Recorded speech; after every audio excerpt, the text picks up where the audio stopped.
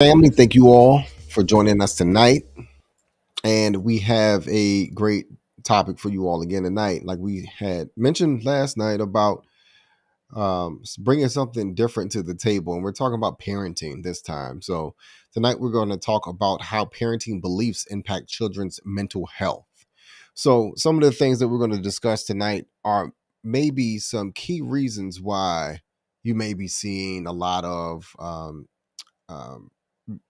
disconnect with children and how you know children are being raised today and how they're acting out in schools in particular, dealing with all of the dynamics and influences that are going on today, whether that's music media or what have you, but also to the lack of parenting and also to the mindset and parenting and what will come about dealing with your type of mindset as a parent and the outcome of your child. So we're going to talk about these things in particular, and then also to bring up an article, digest this article, and then also too there's some statistics in this article of this recent study of information dealing with parental mindsets, ideologies, and also to the outcomes of those type of parents depending on what type of ideology you're parenting from. Yeah. Yeah, this actually came from, well, first, this was very, very recent. So it came out yesterday. I'm just going to pull this up. Where I first saw it at was on Fox News. And it was talking about this Gallup study that it talked way more about just political ideology, but that was a big part of it. But in particular, this Gallup study that was published they actually just published it November 30th. We're going to go into the actual study. But the surveying of the parents took place in June 2023. And so just to see the general, I guess, summary of the study, you can see that some of the main things that was found was that conservative and very conservative parents were the most likely to adopt the parenting practices associated with adolescent mental health. So, adolescents with very conservative parents are 16 to 17% more percentage points more likely to be in good, excellent mental health compared to their peers with very liberal parents. I thought this was a very different point to be made because not many people actually talk about how your beliefs and how they are actually impacting your children, and in particular the mental health. One in particular, before we actually dive into the study, because the articles are all nice for our Instagram viewers, we are actually having this pulled up onto YouTube so you could actually see the whole study as we go along. But the study really got into, in particular, how, while I'm trying to find in particular how this related, there we go. Parents' attitudes towards marriage and their spouses also played key roles in children's mental health. I thought this was very interesting because this wasn't something that's usually talked about, how, the parents think about relationships and marriage and their spouses, because we often hear, the grim and gloom and doom of relationships coming from a lot of single parents, and you never think about how your own mindset of marriage and relationships is likely to influence your children Right. and how they view marriage, relationships, and And I all that. think to tie this all together, to be honest with you, with the conservative mindset with parenting, as it says, parents who reported having a strong relationship with their spouse were more likely to adopt best parenting practices. I think that speaks for itself. You all know what I'm talking about. Yeah. Conservative views are very different than liberal views. And as far as marriage is concerned, you have more liberal parents who are single or of a they don't Different marry. community. Yeah. Right, they have a different community and they don't marry the opposite sex. So with that being said, it helps to reduce, from what I understand for this, um, it helps to reduce a lot of confusion with children in the upbringing of children, and that contributes to a healthy mindset. Yeah. That's what I got gathered from this. Yeah. And I really want to actually dig into, because, I love articles and stuff, but I like to go to the source. That's what we're really all about here, is actually going to the source and being truth finders, not just truth seekers, but truth finders. I think that's really important, because when you think of etymology, you don't just want to be seeking all the time. You actually want to find it, right? So we're finding truth within how our beliefs are actually playing out in our children, in the next generation. Right. And that's really big. So I'm actually going to share. And go back to that. this. That was Oh, a good shoot. good sentence there. I got to share it again. I Okay. accidentally exited out. I mean, there's a lot There of we good go. gems in this one. That the study the study's outcomes were seen regardless of race, ethnicity, household income, education, or the sex of the parents. The Gallup said. So it's all about the mindset and the ideology. That's Yeah. what it was talking about. It has nothing to do with race. Right. About the mental mindset of children, and it has everything to do with conservative views and instilling those conservative views within your children. You have a 16 to 70% chance of having a healthier mental health for your of the child having a better mental health situation growing up. Yeah. So this study was conducted by the Institute for Family Studies, Strong Families. That's what we're all about here at Blueprint Family Jewels on our channel. So I think this is excellent. Although we usually dive into relationships, it's always nice to dive into things about the family as well, because that's what we are really looking to help build and help preserve the family. So this was published in November 30th, 2023. So as you see, it's very, very recent, which is great because it gives us recent data to go after. And the Institute for Family Studies is an independent, nonpartisan organization whose mission is to strengthen marriage and family life and advance the well-being of children through research and public education. Kudos to the Gallup family. We really appreciate the work that they are doing. So if we skip through kind of the introduction, because I think we pretty much gave a great introduction, I do want to point out, though, that the nation's leading public health organizations are not adequately addressing the causes of and solutions of adolescent mental health problems. And that is a big, big problem, because you're not getting to the source, what we were talking about earlier. You have to get to the source. And what we are seeing now, I think, in this day and age more than ever, is a lack of parenting, a lack of solid households. Well, I mean, from that study, what I digested is a lack of conservative parenting. Yeah. Those boundaries, strict boundaries, it's not gray, it's black or white, bottom line, right and wrong. And instilling those morals and values into children, and you get better outcomes. That's what this study has basically had described. So let's point out some of these. Yeah. So this is just pretty much an introduction. I'm just, feel free to pause as we go along if you really want to read it. This also, here is the link up here. We will maybe add the link into the description later if people want it to. But they always have a summary at the end too. Yeah. If that's what you want to dive to. But it's always great to pull out stats. Yeah. So I want to get to that. We're just going to keep scrolling down. So here is, I think it's going to be coming up soon. Don't want to hurt people's eyes. I was scrolling too fast. But I think it was page 7. Okay. So this was prior to that, they had recapped some of the studies that had taken place in 97 and 2000. But this is the present study of what they did.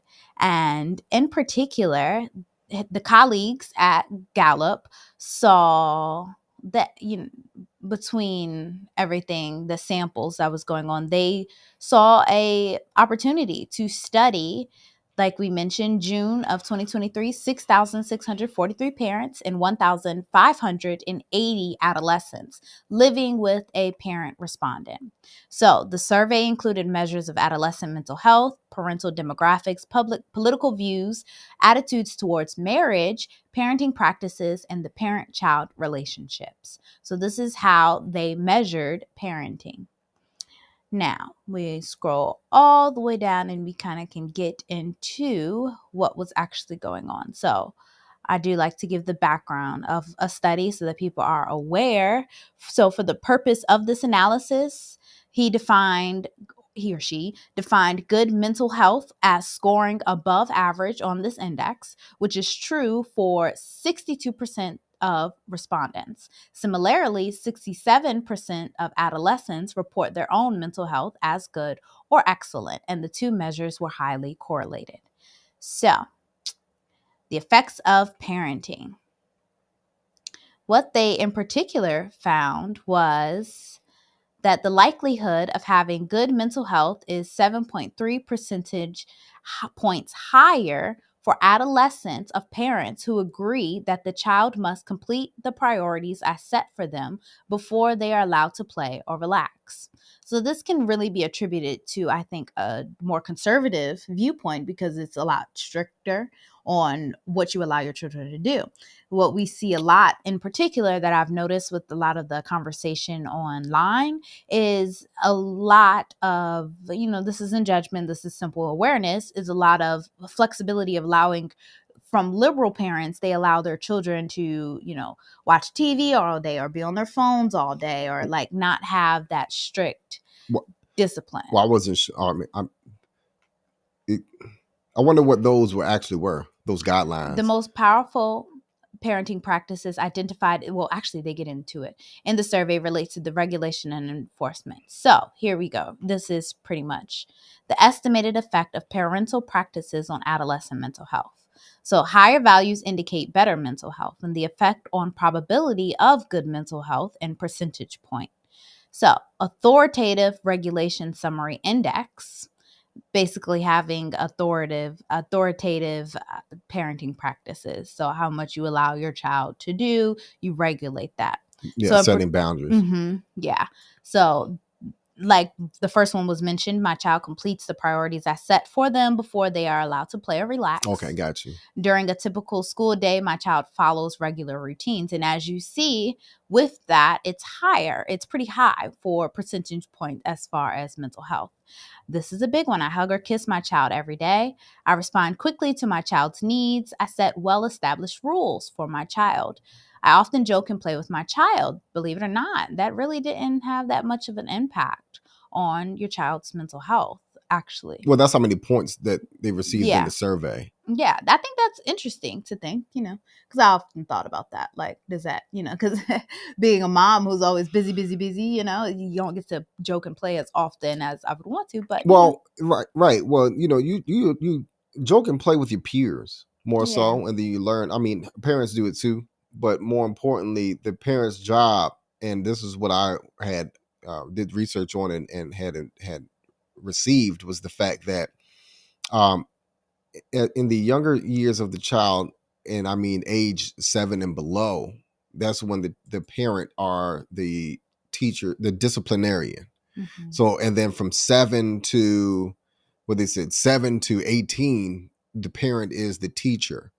And then from 18 on up, you are the friend. Yeah. And so usually in liberal situations or families, you can't discern from the friend and the teacher and that parental relationship. Yeah. And ultimately what that does is it creates more mental issues with the child because they don't have that structure growing up.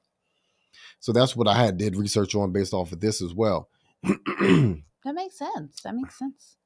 So a lot of this was that. And then a lot of our, millennial cultures on up who are having children, often at times we make that mistake. And you probably heard it through social media too. We make the mistake of actually being our children's friends first early in the relationship. Yeah. Letting them listen to the music that we listen to and movies that we watch and things that we do. And then we don't discipline them. Yeah. Like we are supposed to. Mm-hmm. And ultimately what you get is a feral child. and then a feral adult who's not trying to be a law-abiding citizen. Yeah. Yep, that's true. So this was about, okay, so all of this was the responsive regulation, and this was the enforcement regulation. In particular, which was huge, was I find it difficult To to discipline discipline my my child, you child. get -8 points for that. Yeah, that's big. And I think that can be correlated to wanting to be your child's friend, wanting Right, them to like you, right. not so No, much wanting to right, discipline them or right, wanting them to live their life or discover things on their own, where that's not a child's job to do right. that. It's not. And that has been scientifically proven too, that children are not able to reason Yeah. at a certain age, especially below the age of 7, like I was saying before.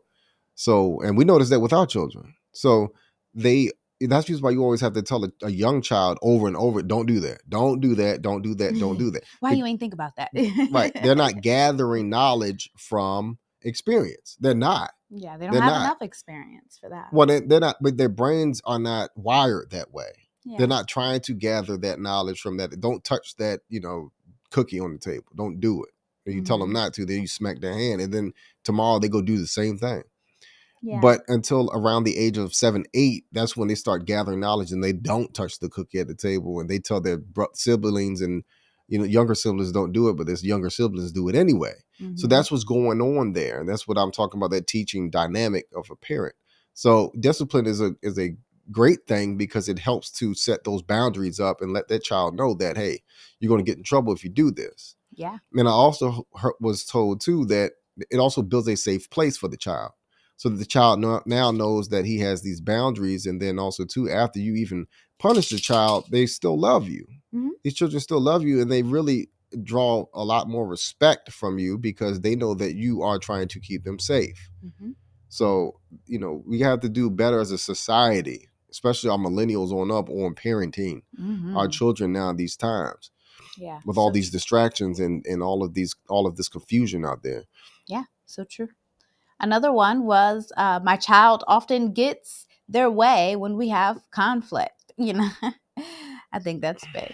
Enforcement strength. That's interesting. Summary index. Yep. So parents, hold that line. Yeah. Don't let your children get everything that they want when you tell them no.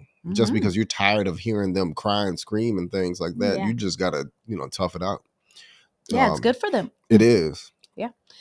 So the effect is calculated as the percentage point change in the probability of having an above average mental health or an index scale for every 1 standard deviation change in the parenting item. Wanted to make sure that we noted that so that you can understand how this is calculated for mental health. Now, while parenting practices are important, most of their benefits come through enhancing the overall quality of the parent-child relationship. As they find, I can skim down to this. It's talking about, I find that adolescents are 14 percentage points more likely to display good mental health for every standard deviation change in how they rate the overall relationship with their caretakers or parents. So, factor analysis shows that not feeling safe and living with someone who is frequently angry are more closely related to the overall relationship than they are to adverse experiences, such as living with someone who struggles with alcohol or drugs or losing a parent to death or abandonment. Combining the relevant survey items on the relationship yields a very large effect of 23 percentage points in probability of achieving good mental health for every unit change in the relationship quality index. So this is actually shown here in this table. Just saying in particular the estimated effects of the adverse experiences in the overall parent-child relationship. So this is pretty much just showing you how they calculated all of this, but we can get on down to the characteristics of the effective parents because this is really what we want to talk about tonight.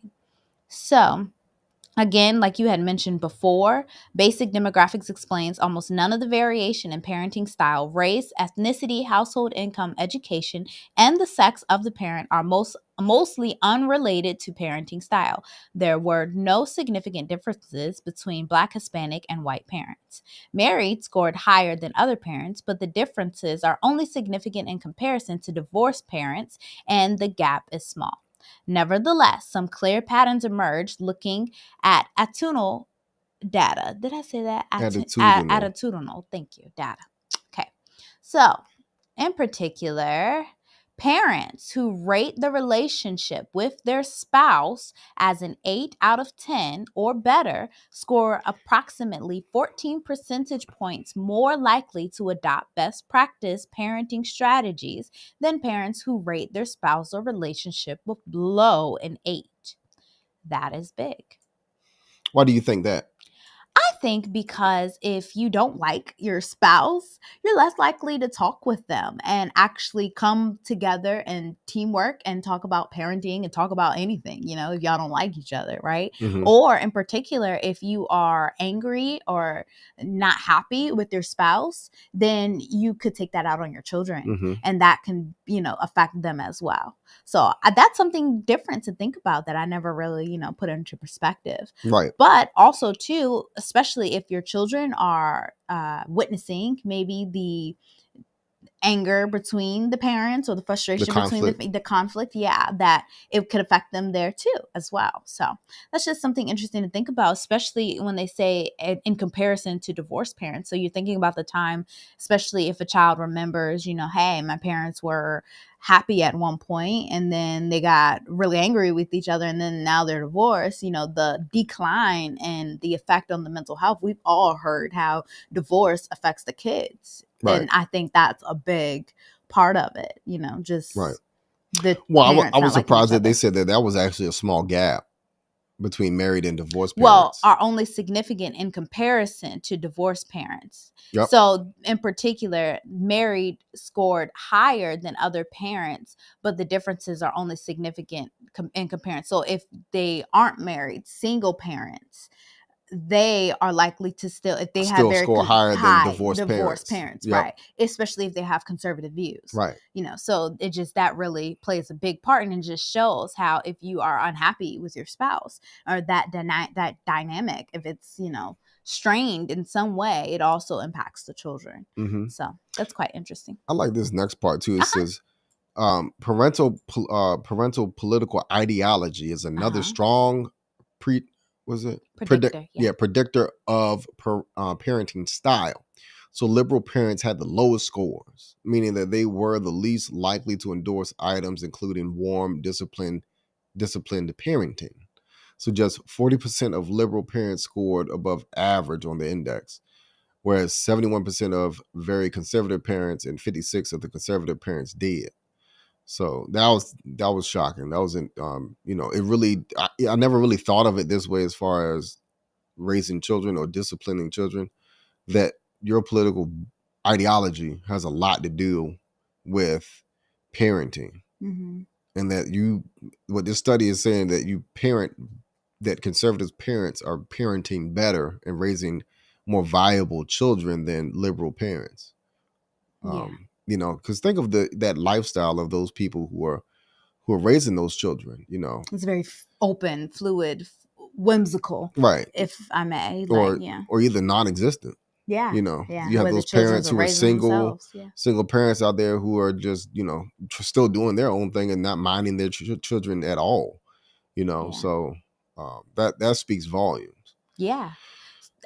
Especially right here. For example, 80% of very conservative parents disagreed with the statement, "My child often gets their way when we have conflict," compared to 66% of conservative and 64% of moderate parents, 53% of liberal parents, and 55% of very liberal parents. So here you see the conservative parents are very strict to where, hey, you're not getting your way. Like, no, I'm teaching you how to live. Right. And that is super important for children. That is what a parent's first job is, to teach your child how to live. So if you are just allowing your children to just have their way, then, they're not really learning how to live. They're just more so going through it and guessing their way. Guessing their way through, which is, can be very confusing at times. Also, very conservative parents are also somewhat more likely to report giving their child hugs and kisses every day. That's interesting to think.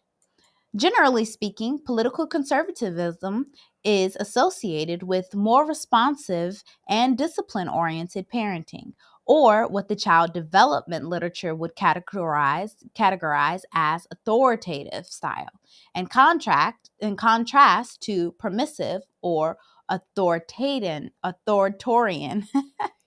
it is nighttime styles. I'm tired. Yes, very tired. Excuse me. But nonetheless, that's very interesting to think that although it can be seen as being tough on your children, it's actually good for them. And that's important to know that, your children need that discipline. They need that kind of authoritative way of parenting.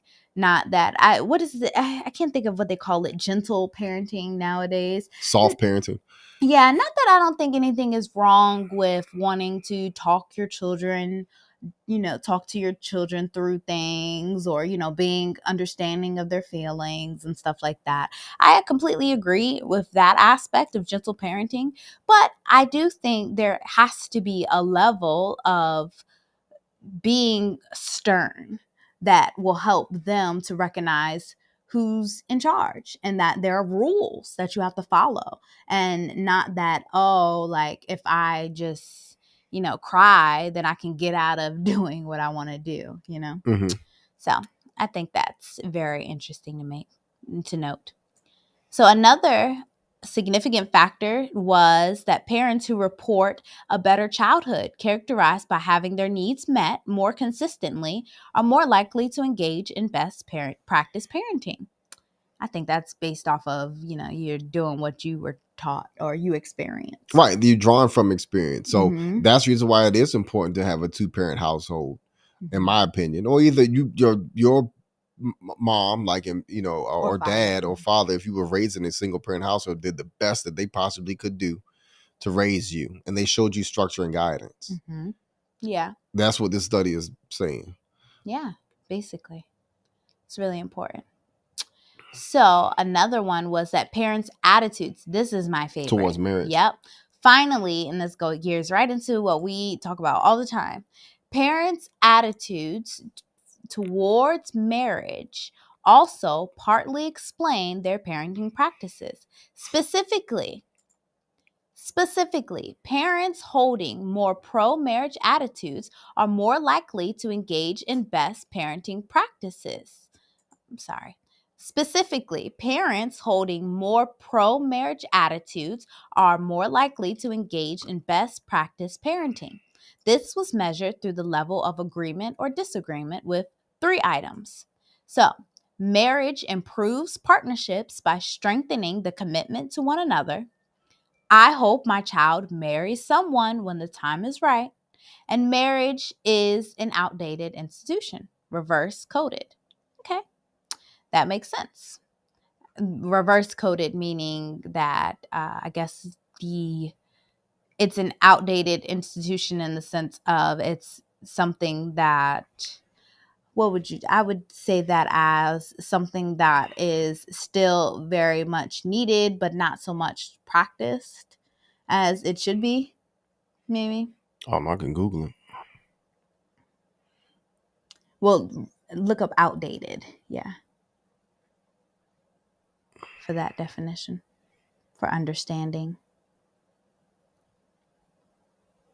But it says that those agreeing with the top 2 items and disagreeing. Oh, there we go. Okay, I get it. What it says right here explains it right here. Okay. Those agreeing with the top 2 items and disagreeing with the third demonstrate a strong pro-marriage attitude. So I agree. I reverse coded. That It's makes a negative, sense. positive item in a negative way. Yeah, right. That's what I was thinking. Okay. So yeah. So because I do not necessarily think that marriage is something that should be phased out, I think that it is an institution that needs to be here. I completely would be in this pro-marriage attitude group. And they are significantly more likely to employ responsive, disciplined parenting practices compared to parents who do not hold these views. The pro-marriage effect on parenting practices does not depend on the current marital status or the political ideology of the parent, but it does seem to work largely through improving the quality of the spousal relationship. So even for those single parents, how important it is to, still believe that marriage is important and actually hope that your child marries one day when the time is right, and actually believe that marriage improves partnerships by strengthening the commitment to one another.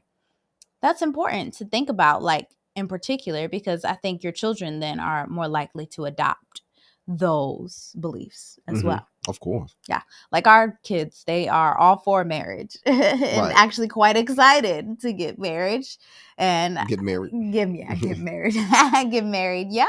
And it's cute. I think it's adorable. And we always tell them, step by step, though, you first have to prepare yourself for that. But they actually look forward to that end goal. And, that's why we do what we do too, also to hopefully inspire other people to want to be married and want to have a good relationship, so that then that impact is placed on your children as well and our future generations. And we are really raising children to want to love and want to be loved. That's really what I hope. But here was in general, just showing how it didn't have much to do with education or marital status or any of that. So let's see. The last part, I guess this is getting into the summary. So, a poor relationship with a child may cause marital tension and conflict. Structured disciplined parenting likely reduces conflicts with children and reduces conflicts over how to manage children. If two parents agree on the routine structure for their children, their day to day interactions are spared from countless negotiations, each of which could trigger conflict. That is big. I think that's a great thing to consider when getting married, before having children. Talk about your parenting styles, talk about how you want to raise your children, and all of that. Ultimately, talk about your political ideology, Yeah, because that too. it plays a part as a whole, by and large, about with the rearing of your children, the raising up of your children, Mhm. and what that is going to look like, because you don't want to get into that relationship and you all are both two political ideologies and you are not raising your children on the same pace, at the same pace, and whatnot. Yeah. I've heard of this happen before with couples, and and they ultimately get divorced because of it. Because it all comes down. It's not the political ideology part; it's the child rearing part that they can't get right, and that is what separates them and makes them get divorced. Yeah. Yep. As with parenting practices, political ideology and attitudes towards marriage are also strongly predictive of parent-child relationships. Very conservative parents, on average, enjoy the strongest relationships with their adolescent children, and liberals experience the worst. Wow. That's interesting. Mm-hmm. The difference is large and statistically significant at 95% confidence levels. Conservative parents are 8 percentage points more likely to be in a good relationship with their adolescent child than liberal parents, and the gap is 14 percentage points between very conservative and liberal parents. Interestingly, however, very liberal parents scored much higher than liberal parents, only slightly behind conservatives, with no significant difference.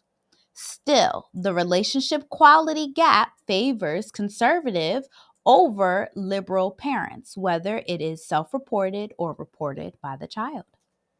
Mm-hmm. And then we see here that parents Sorry. with pro-marriage attitudes who agree that marriage is an outdated institution score significantly below those who disagree with with the statement. Mm-hmm. Other pro-marriage attitudes are moderately predictive of better parent-child relationships as well. Yeah. So parents with pro-marriage mindsets score better. Yeah. That's interesting. That is very, very interesting. That's why I really like this article, and I'm glad we get to just talk about it and dissect it. I know it's not one of our fun videos, but this is very important to talk about more than ever. And I really think that this study should have been highlighted way more than just a few news Well, articles it talking just about it. came But out. It just came out. yeah, But if you're a school teacher, you could probably guess in your classroom whose parenting styles are conservative and which ones are liberal, based on the attitudes and the way that children act out in their classrooms, their grades, their scores, even football teams. I remember Deion Sanders said that, on offense, he usually want the guys who have both parents on their teams because they're coachable. And then on defense, he want those dogs on defense. He want those bad boys on defense, the ones that, who had to raise themselves pretty much. The single parent kids on defense. Because they're rowdy. They just want to go after the ball. yeah, they're hungry. Yeah, they're hungry. They want to go make tackles. They're Mhm. violent. Mhm. So that speaks for itself. Yeah. So that's something that we have to be mindful of when we are in marriage and we have children as well, that you and your spouse have to click on all angles, Mhm. and more importantly, think of the children and the Yeah. relationship. Try to fix that relationship if you all having issues in rocky situations, so that your children do not suffer. Yeah. I think another one is very interesting here, since we talked a little bit about divorce. But since divorce may initiate one parent giving up custody, it is not surprising that divorce is strongly associated with more adverse experiences. More surprisingly, adolescents living with a parent who never married also report more adverse experiences despite never having gone through divorce. Stable marriage, therefore, shelters children from often painful experiences that are independently related to their mental health, apart from the overall parent child relationship and parenting practices. Yes. That is big. That's really important. Yeah, I mean, because you got to look at a divorce. When you look at a divorce, it is stressful on the child. It's traumatic. You see things you probably don't want to see as a child, and you witness things and heard things and what have you. Dealing with divorces, and it hurts when you take something away from somebody that they love. It really does. And that's what it feels like. So, and then also too, with children who were born with parents who were never married or not married, those single parents, like they said too, it also has a mental effect on those children as well. Yeah. From what I understand, is that the father's one of the persons who create barriers and structures within the household. So if you are a single mother out there, mothers are more nurturing. Children try the mothers more, and I've seen this. More likely to give in, right. Which the study talked about. Right. Not being able to stand firm. Stand firm on discipline, stand firm on boundaries. You just give in, give in, and then, consequences happen. I've, heard of a lot of crazy consequences with single parents out there who just their children grow up in these environments and they don't give them any respect at all.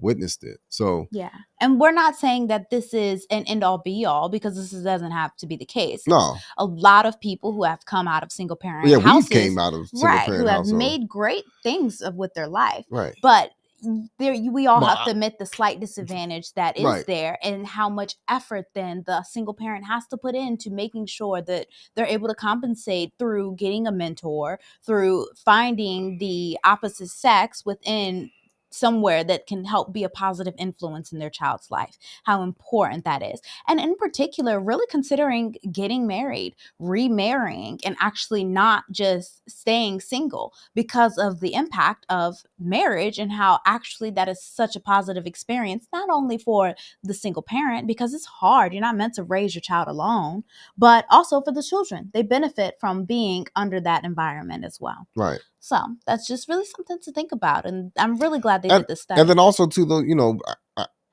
people out there who want to have children and not even want to get married. Yeah. Consider this. The sperm donation thing. Consider this, that your selfish needs are ultimately setting your child back in the world. Yeah. Mentally. It may not be academically. It may not be athletically, but mentally, this is something that will show up or may show Yeah. up in their child, and they have a higher risk for mental issues growing up. Yeah. So that's something to consider. But a lot of times, they don't. They just do this because of their own selfish needs. Yeah. So therefore, you have to suffer these consequences. So this is something that needs to be considered. Yeah, it's really about the children. They're the next generation, and they're who's going to be taking care of the older people and working the jobs and living in the society. And we want to make sure that we're giving them the best life possible. Go back up.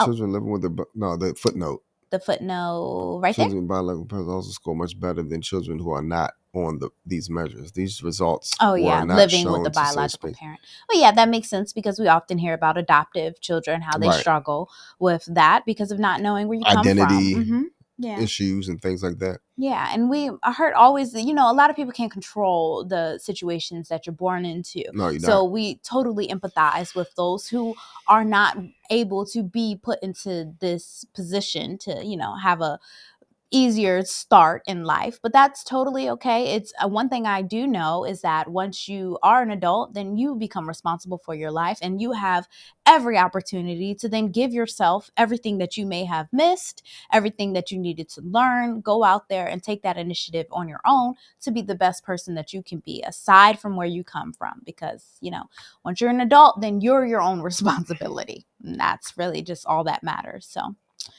yeah, I think overall this was really good, and that was pretty much the whole thing. This is the ending discussion. Does it have a summary? It should have a summary. Yeah, that's the discussion, pretty much.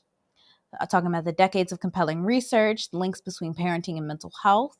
So as it happens, being raised by liberal parents is a much larger risk factor for mental health problems in adolescents than being raised in a low-income household with parents who did not attend college. That is important to note because it does not matter if these two parents who are married are of a low income or poor. Yeah, are poor. That does not matter. How often do we hear the love being in the house is much, stronger and prevalent, even if you don't have a lot of money. Right. Or you've heard of affluent children. Yeah, The reason why those rich, affluent children are, they're have affluenza.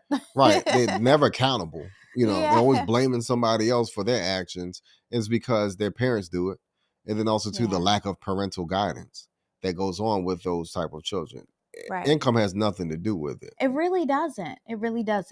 But having two parents really does. And actually having, in particular, children of conservative parents, because we've seen here that they score significantly better on mental health using either the comprehensive measure of a mental health based on several items, or just asking either parent or adolescent to summarize their mental health on a 1 to 5 scale. The gap is large. That is important to note. Adolescents with very conservative parents are 16 to 17 percentage points more likely to be in good or excellent mental health compared to their peers with very liberal parents. Only 55% of adolescents of liberal parents reported good or excellent mental health compared to 77% of those with conservative or very conservative parents. This has largely gone unnoticed, but noted social psychologist Jonathan Haidt, I'm sorry to mess your last name up, but has described has described a similar pattern using several sources. That is big. And 55% have excellent mental health of those of liberal. Yeah. Compared to 77%. And I really think that has a lot to do with actually not being confused on a lot of things, not having the choice, and not having the responsibility of figuring things out or on your own. Well, it comes down to discipline and boundaries. Yeah. And structure, I think. Well, that's the discipline. Well, yeah. Yeah. It comes down to discipline and boundaries, which a lot of conservative families utilize in order to raise children, as opposed to liberals. Liberal ideology, which only 55% are good. Children aren't good in mental health. Yeah. Mental health problems is every adolescent's predict mental health problems in adulthood. Wow, you see? And so these problems go on and they persist even throughout the adulthood of the child. It is true because it's trauma. So now you've raised yourself up in trauma. the children who were raised by liberals. So therefore, and it goes unnoticed. And it goes unnoticed, and people grow up not knowing that they have issues and problems because they were not raised correctly. They were not disciplined. Like this article said, their parents bend to them every time they cried and whined for anything that they wanted, or either they were not there at all. Yeah. So I think it's important to note here, too, parents with unpleasant childhoods are at greater risk of having more difficult relationships as adults. This is trauma. what we see a lot of now. More than ever.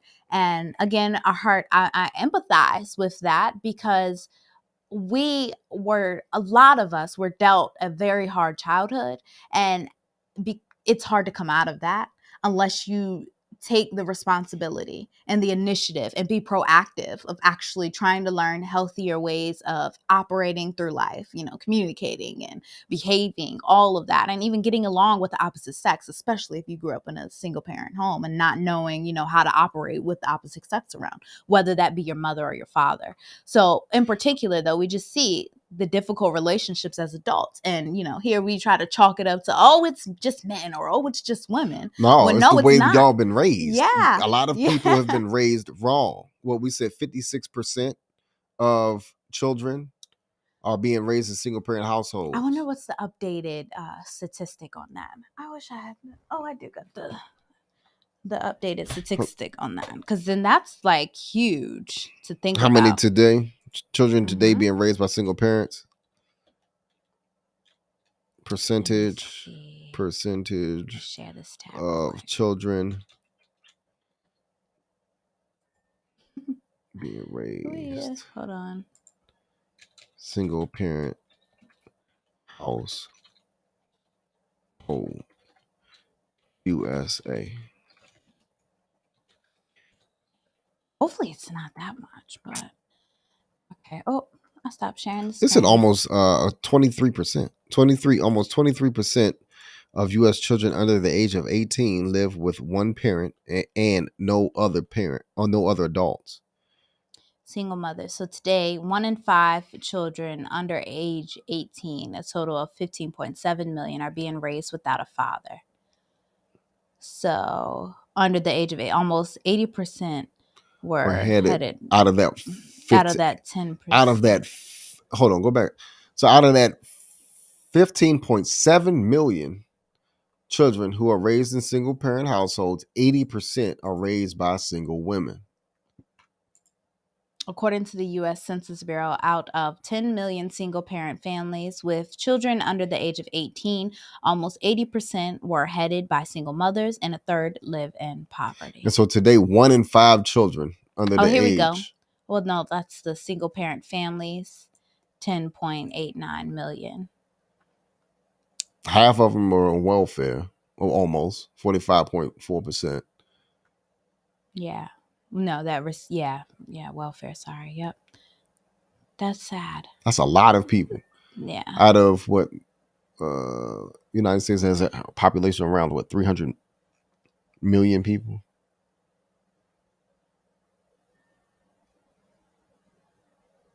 Around half, 51%. Yep. 331 million people. Yep. So that's a lot of people growing up with trauma and not knowing how to, successfully cooperate with somebody else to get into a marriage and relationship. So this is one of the biggest, I think, situations that creates mental health issues is the lack of conservative parenting in the United States, by far. And that's what this article is saying, Yeah, it's just something to think about, for sure. Wow. You saw that news break? I didn't even look at it. You ain't see it. You sure? Oh, yeah. Interesting. Anywho's. So, let's see. Lastly, finishing up all of this in this quick summary, it could be argued that we know as much about the traits of high-quality parenting as we do about the ingredients of a high-quality diet. That's funny. Yet, while few parents would consider a bowl of candy to be an adequate dinner for their developing child, many allow their adolescents to spend hours every day watching TikTok and YouTube videos.